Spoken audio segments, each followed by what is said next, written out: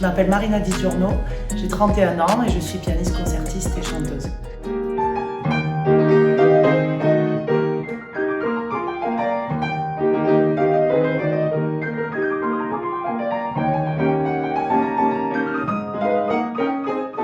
J'ai commencé le piano très tôt, à 3 ans et demi.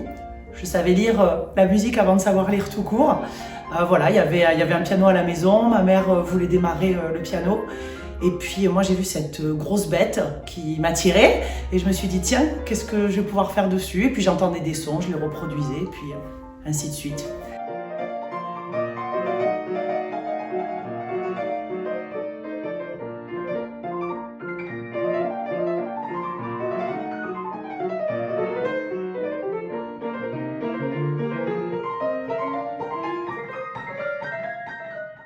Ce goût de la musique et de l'art doit venir forcément du sang. Mon grand-père qui était peintre, mon arrière-grand-mère qui touchait un petit peu au piano, un autre oncle à l'accordéon qui composait aussi des chansons, des tarentelles italiennes, des choses comme ça. Et puis après, oui, c'est vrai que j'entendais des sons, j'avais envie de les reproduire, ou de les chanter, ou de les décrire par le corps, ou par le piano. J'ai bougé durant toute mon enfance. Après, du primaire au collège, j'étais à Millau.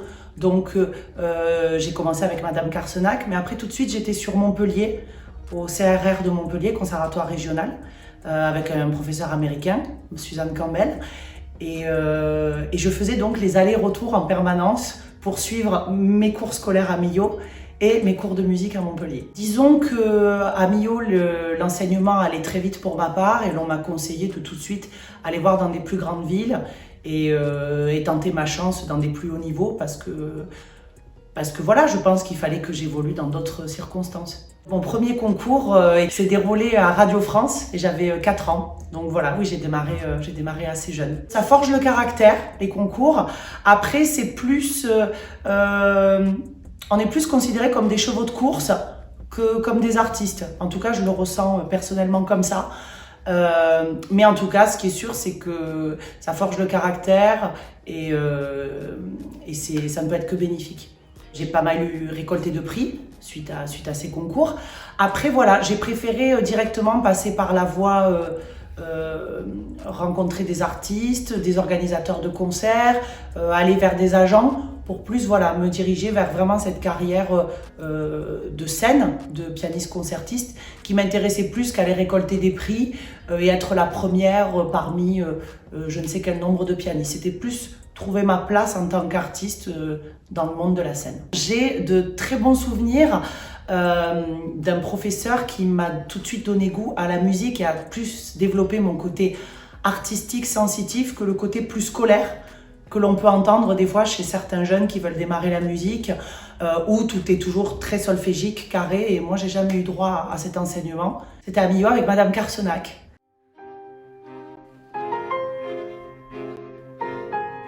Combien de concerts j'ai fait à peu près dans ma carrière? Peut-être pas autant que je me brosse les dents, mais on n'est pas très loin.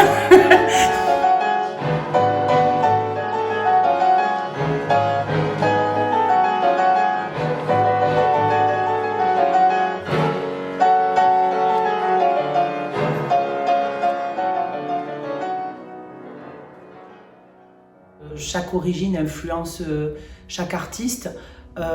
C'est vrai que pour ma part, quand j'interprète des morceaux de musique espagnole ou musique latino-sud-américaine ou carrément je peux entendre des chansons italiennes ou oui, je sais pas, il se passe quelque chose intérieurement qui est plus fort que le reste, qui est dû à qui est dû à tout un vécu et une éducation que j'ai reçue.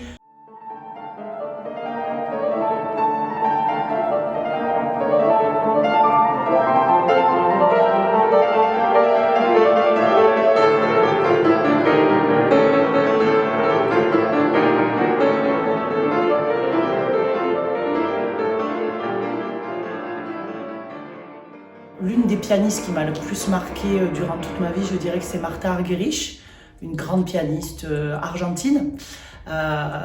Son acolyte, un pianiste brésilien, Nelson Frère. Voilà, je suis vraiment fan de ces deux immenses artistes. Et je terminerai par une marraine spirituelle qui m'a beaucoup apporté, qui était une grande dame du piano, Franz Klida. Je pense qu'on a toujours des exemples. Après, il ne faut pas confondre avoir des exemples et copier. J'ai jamais eu envie de copier qui que ce soit, mais c'est certain que ces trois artistes et d'autres, parce qu'il y a une multitude de grands artistes dont on doit se nourrir, mais pour créer sa propre personne. Le temps est bon, le ciel est bleu. J'ai deux amis qui sont aussi mes amoureux. Ça va faire 2 ans que je me suis mise à chanter. Alors par contre, dans un tout autre registre, plus en musique actuelle.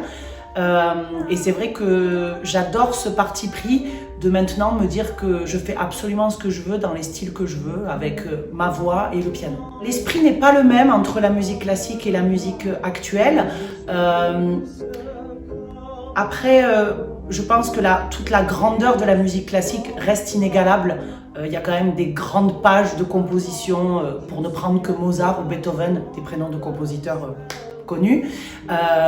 Mais dans la musique actuelle, il y a peut-être un côté un petit peu plus moderne dans lequel je peux m'épanouir parce que je pense que je suis quelqu'un qui fait complètement partie de son temps.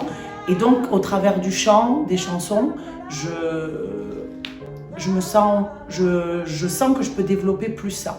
Ce qui m'a le plus marqué, c'était mon dernier concert avant le confinement, qui était à Rodez, à l'amphithéâtre.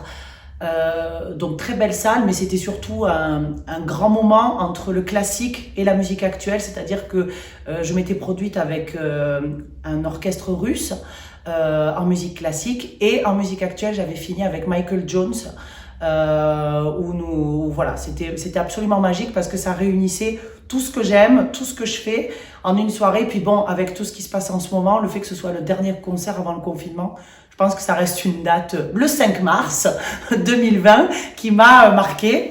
Et autrement, je dirais le festival de la Roque d'Enterron. Une scène absolument extraordinaire, un public averti de la musique classique, un festival, l'un des plus gros festivals de la musique classique.